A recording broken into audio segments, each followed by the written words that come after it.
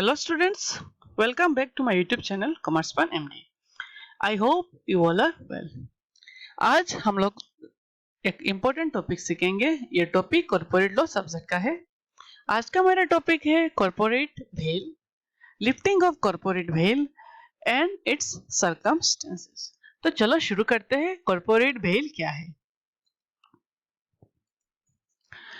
तो corporate veil means in the eye of law the company is a separate legal entity. हम लोग जानते हैं कि कंपनी जो है एक सेपरेट एंटिटी है। सेपरेट एंटिटी का मतलब क्या है? Business and the owner are two separate and distinct entity. It means business अलग है और बिजनेस का जो ओनर होता है वो अलग है। In case of company, company का जो मेंबर होते हैं ये मेंबर कंपनी से अलग होते हैं because company is A artificial person and therefore the transaction of business must not be mixed with the transaction of the owner.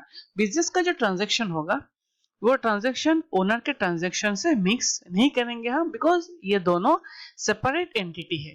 separate entity का मतलब है दोनों अलग अलग artificial person है। एक जो member है ये तो person है ही और business जो है ये है artificial person, ठीक है। लेकिन ये तो बात हुआ मैं कॉर्पोरेट वेल का। कॉर्पोरेट वेल का कॉन्सेप्ट ये कहता है it means business and business का मालिक जो क्या है सेपरेट एंटिटी है, उन दोनों के बीच में एक गैप है। इसमें दीवार है, जो दीवार बिजनेस का ओनर और बिजनेस को सेपरेट करके रखता है, ठीक है। यह है कॉर्पोरेट वेल का मीनिंग। देख सकते हैं इस पिक्चर में कंपनी है और कंपनी के शेयर होल्डर्स है, इसके बीच में एक दीवार है। इस दीवार को हम कॉर्पोरेट वेल कहते हैं, ठीक है। तो कॉर्पोरेट वेल आई होप आपको समझ में आ गया। तो अभी जानते हैं लिफ्टिंग ऑफ कॉर्पोरेट वेल का मतलब क्या है।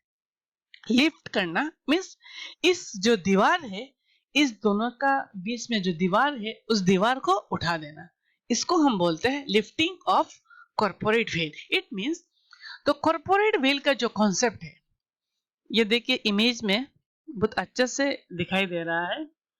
जो ओनर है बिजनेस का और जो बिजनेस है उसके बीच में जो दीवार है, पर्दा है, उस पर्दे को एक जज कंपनी का लॉ उठा रहा है। It means the lifting of corporate well का मतलब है the lifting of corporate well means ignoring the fact that, इस फैक्ट को इग्नोर करना है कि कंपनी और जो बिजनेस है ये सेपरेट एंटिटी है, इसको हमको इग्नोर मान के चलना है, ठीक है।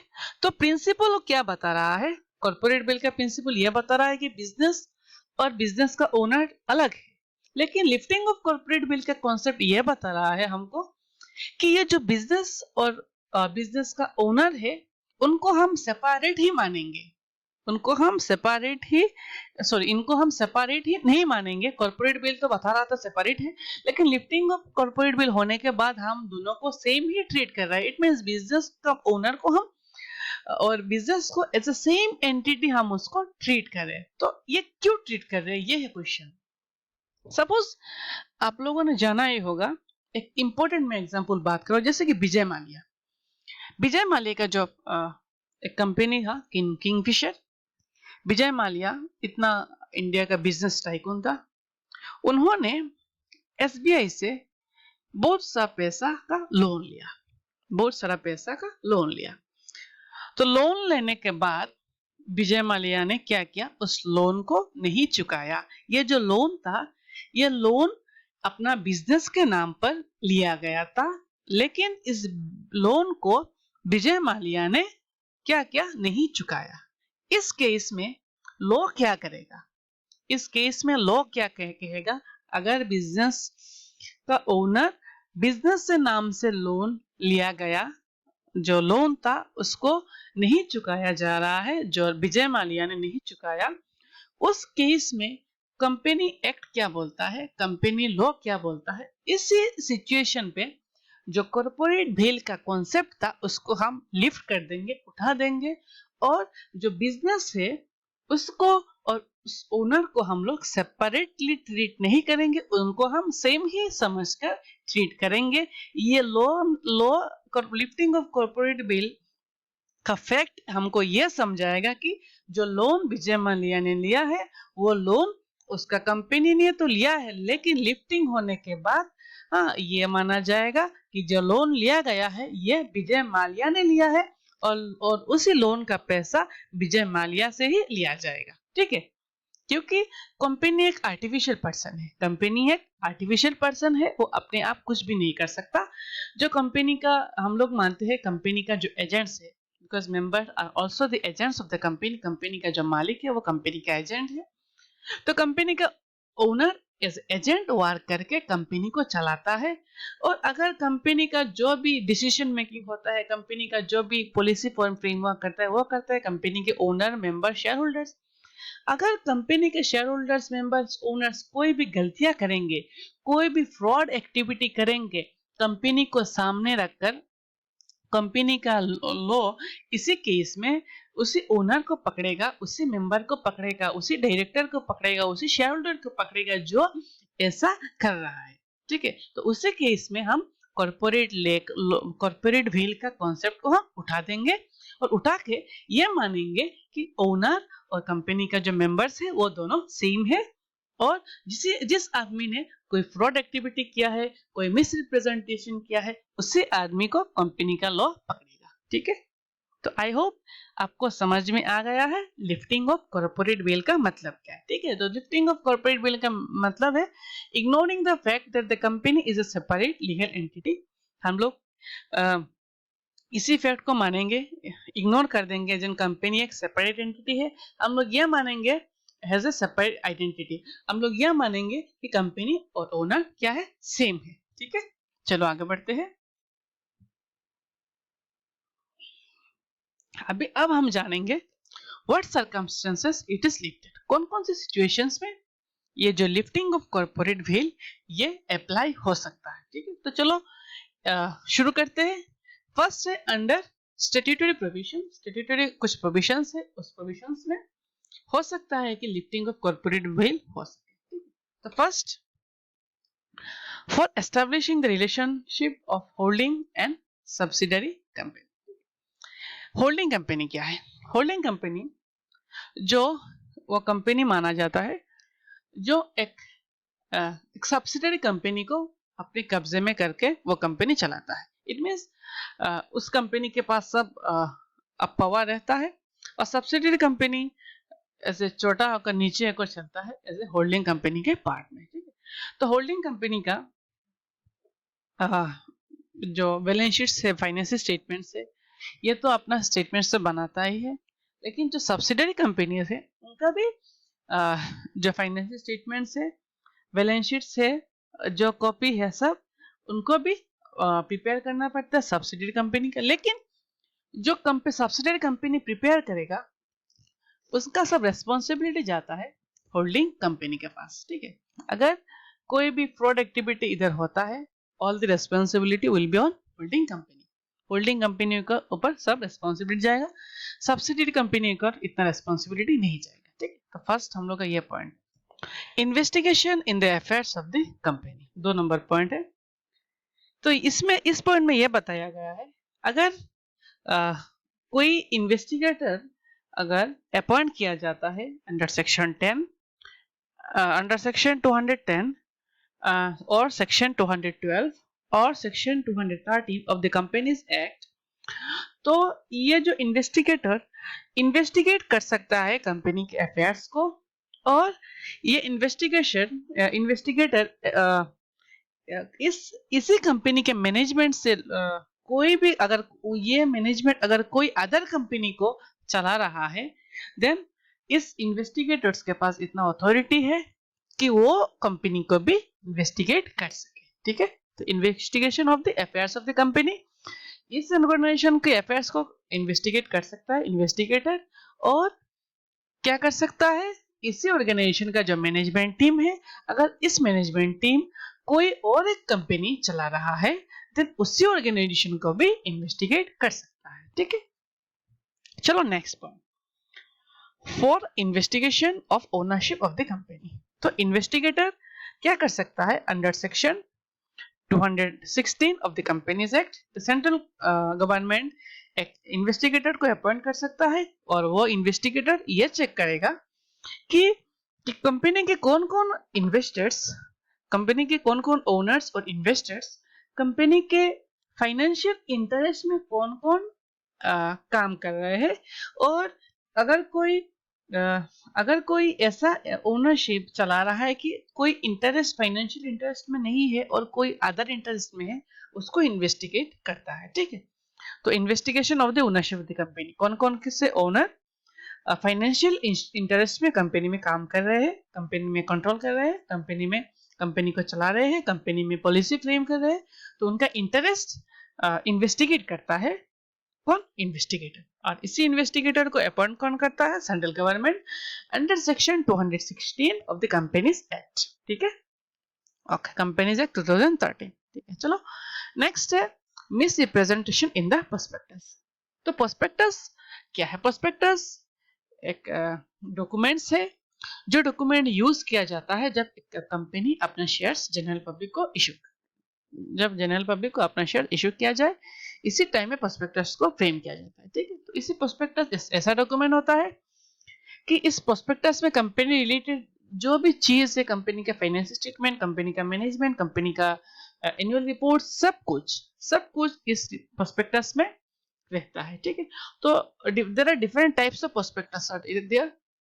तो इस प्रोस्पेक्टस का डिफरेंट टाइप्स है, ये टॉपिक ऑलरेडी मैंने कवर किया है मेरे वीडियो के डिस्क्रिप्शंस में, या प्रोस्पेक्टस के रिलेटेड टॉपिक दिया गया है। तो अगर आपने ये वीडियो नहीं देखा है तो प्लीज गो थ्रू दिस।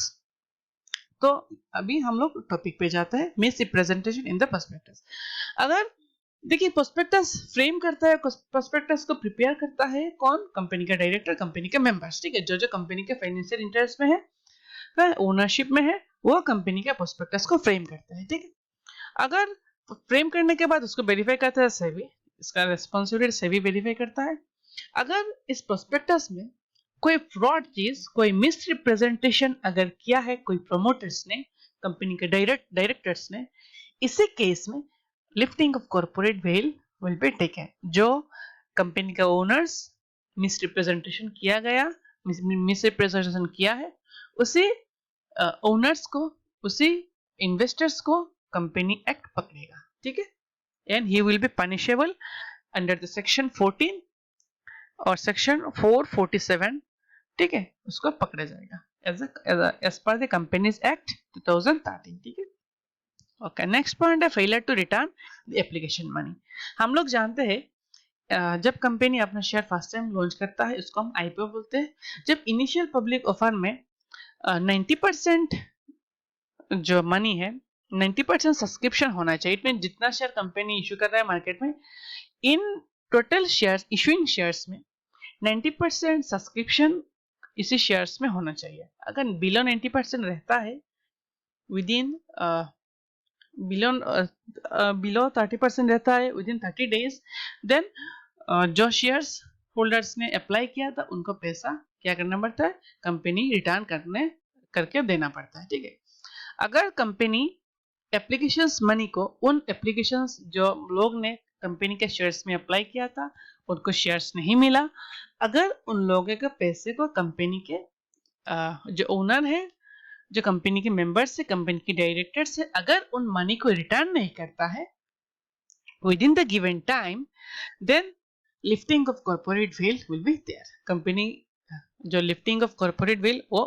हो जाएगा, और जो लोग, जो मेंबर्स इसमें जुड़े हुए हैं, उनके अगेंस्ट कार्रवाई होगा। ठीक है, अगेन क्या कार्रवाई होगा, क्या सजा मिलेगा उनको, उनके ऊपर फाइन होगा 1000 per day, rupees 1000 per day. ये इंक्रीज होकर 1 लाख तक भी जा सकता है, विच एवर इज लेस। ठीक है, as per the section 39 subsection 3, और एक भी सेक्शन है section 39 subsection 5। Okay, next, fraudulent in the conduct of business. Fraudulent in the conduct of business, अगर कंपनी का ओनर्स, जो मेंबर्स है, अगर कोई फ्रॉड एक्टिविटी करते हैं, सपोज मान लीजिए जब एक कंपनी को वाइंडिंग अप होता है तो एक लिक्विडेटर्स को अपॉइंट करते हैं। ठीक, लिक्विडेटर्स को काम है जो एसेट्स है एसेट्स को सेल करना, एसेट सेल करके जो लाइबिलिटीज है, क्रेडिटर्स का पैसा है, बैंक का लोन है, इन सबको राइट ऑफ करना, जो पैसा बचता है उसका जो मेंबर्स है उसको डिवाइड करना। कंपनी के इट में जो पैसा निकलेगा सबका लाइबिलिटी को मार के जो पैसा निकलेगा वो मेंबर्स को डिवाइड कर देंगे और लिक्विडेटर्स को एक पैसा और एक फीस देंगे। ठीक है, तो अगर ऐसा कुछ होता है कि कंपनी का वाइंडिंग अप हो रहा है, लिक्विडेटर्स को अपॉइंट किया गया है, लेकिन कंपनी का जो मेंबर है वो अपना लाइबिलिटीज जो है क्रेडिटर्स का जो पैसा है वो पैसा नहीं दे रहा है। ठीक है, पैसा नहीं दे रहा है, क्रेडिटर्स का लाइबिलिटी को नहीं मार रहा है, लाइबिलिटीज को नहीं खत्म कर रहा है, इसी केस में माना जाएगा lifting of corporate will B. ठीक है, उसी केस में कंपनी का जो मेंबर्स है मेंबर्स को पकड़ा जाएगा। ठीक है, flawed in the conduct of business, अगर बिजनेस के कंडक्ट में कोई भी फ्रॉड एक्टिविटी हो रहा है देन जो आदमी जो मेंबर वो फ्रॉड एक्टिविटी कर रहा है उसको पकड़ा जाएगा और इस केस में lifting of corporate will B. ठीक है, अप्लाई होगा। Next, directors with unlimited liability. ऐसा माना जाता है कि जस्ट जनरली डायरेक्टर्स का लायबिलिटी तो लिमिटेड होता है। ठीक है, अगर कोई डायरेक्टर्स का लायबिलिटीज अनलिमिटेड है और उस अनलिमिटेड लायबिलिटी से अगर कोई फायदा लेना चाहता है डायरेक्टर देन उसके ऊपर भी lifting of corporate will B दिया। ठीक है, next, liability of the promoters for pre-incorporation contract, liability of promoters for pre-incorporation contracts। देखिए प्री इनकॉर्पोरेशन का मतलब क्या है, इट मींस कंपनी इनकॉर्पोरेशन होने से पहले कंपनी डिफाइंड कॉन्ट्रैक्ट्स कर सकता है।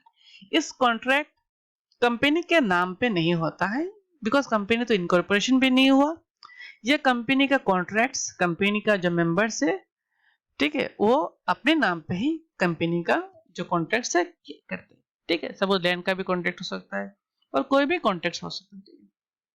अगर कोई भी कॉन्ट्रैक्ट ऐसा हुआ है जो कंपनी का प्रोमोटर्स ने किया है और उस कॉन्ट्रैक्ट में कोई भी गड़बड़ी हो रहा है उसका जिम्मेदार कंपनी के प्रोमोटर्स होंगे, नॉट द कंपनी इटसेल्फ। ठीक है, प्री इनकॉर्पोरेशन का जो कॉन्ट्रैक्ट है उसके फुल जिम्मेदार कौन है, कंपनी के मेंबर्स। ठीक है, ओके, तो इन केस में इस केस में भी lifting of corporate veil always there. Okay, ठीक है, चलो नेक्स्ट। मेरा दूसरा पॉइंट है under judicial interpretation, sorry, under judicial interpretation court क्या बोलता है, for the protection of revenue. Court in situation के ऊपर बहुत इंपॉर्टेंट देके बोलता है कि lifting of corporate veil will be there from our side. ठीक है, for protection of the revenue.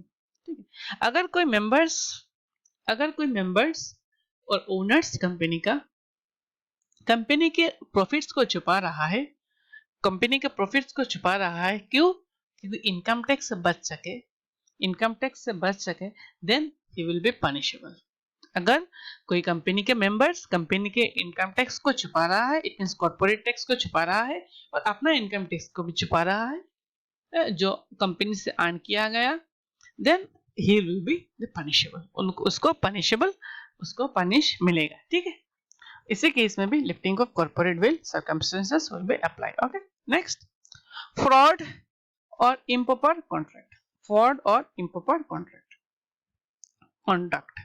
अगर कोई भी इम्प्रॉपर कॉन्ट्रैक्ट करता है देन इलीगल एक्शंस करता है, देन इम्प्रॉपर कॉन्ट्रैक्ट करता है कौन, मेंबर्स, देन उनके ऊपर भी कार्रवाई होगा। ठीक है, ये कार्रवाई कोर्ट लेगा। ठीक है, okay, next, for the determination of enemy character of the company. अगर मान लीजिए enemy character, suppose eight the time of war, जब कोई भी कंट्रीज के अगर कोई वार चल रहा है कंट्रीज में, उसी टाइम में अगर कोई कंपनी अपने कंट्री का खिलाफ कोई भी चाल चल रहा है और कोई भी ऐसा पॉलिसी निकल रहा है कि अपने देश को नुकसान में उसी कंपनी क्या कर रहा है, एनिमी को सपोर्ट कर रहा है। इट मींस एनिमी के जो कंट्रीज है वो सपोर्ट उसी कंट्री को सपोर्ट कर रहा है अपने देश का कंपनी, देन उसी केस में भी lifting of corporate will be there. तो determination of the enemy character of the company, अगर कोई भी कंपनी अपना दुश्मनी कैरेक्टर दिखाता है at the time of wars, ठीक है से, then he will be punishable। okay, at the point of time उसको पनिशमेंट मिलेगा, इसी केस में lifting of corporate wealth will be. Okay, तो आई होप आपको समझ में आ गया कॉर्पोरेट वेल्थ क्या है और लिफ्टिंग ऑफ कॉर्पोरेट वेल्थ क्या है और कौन कौन से सिचुएशन पे lifting of corporate wealth apply होता है। ठीक है, तो पहला मैंने डिस्कस किया था सिचुएशन अंडर स्टैट्यूटरी प्रोविजन और दूसरा जो है अंडर जुडिशियल इंटरप्रिटेशन। ठीक है, ये क्वेश्चंस एग्जाम में 100% श्योर आपका रहेगा। मैं 100% श्योर इसीलिए बोल रहा हूँ कि ये क्वेश्चंस इतना इंपॉर्टेंट है कि जो क्वेश्चन सेट करता है ये क्वेश्चन अपने दिमाग में पहले ही रखता है। ये क्वेश्चन रिपीट एवरी ईयर्स होता ही है। ठीक है, तो इसी क्वेश्चंस को आप ध्यान में रखिएगा। 2 मार्क के क्वेश्चन भी हो सकता है, लॉन्ग क्वेश्चन भी हो सकता है। What is lifting of corporate bill, ये भी पूछ सकता है। Under what circumstances lifting of corporate bill will proceed, ये भी हो सकता है। अगर ये क्वेश्चन पूछते हैं तो लॉन्ग क्वेश्चन का पूछ सकता है। ठीक है, तो डरने का कोई बात नहीं है। मैंने डिस्क्रिप्शन बॉक्स में आपको पीडीएफ नोट्स दिया है इसी टॉपिक के ऊपर, please collect this. Okay, I hope you will be happy. आप खुशी होंगे नोट्स मिलने के बाद। ठीक है, ओके, तो thank you for watching my video and अगर आपको अच्छा लगा है तो लाइक कीजिए, कमेंट कीजिए। और कमेंट देने से मुझे ये फायदा होता है कि मेरा भी कोई अगर वीकनेस तो रहेगा ही 100% श्योर, मुझे अपने वीकनेस को पता चलेगा, मैं अपने आप को सुधार सकूंगा। ठीक है, और सब्सक्राइब करना मत भूलिए, क्योंकि अगर आप सब्सक्राइब नहीं करेंगे हमें मोटिवेशन नहीं मिलेगा और मुझे वीडियो बनाने में इतना एनकरेजमेंट नहीं आएगा। ठीक है, सो प्लीज गाइस सब्सक्राइब कीजिए और बेल आइकॉन का भी दबा दीजिए। ठीक है, okay, thank you so much.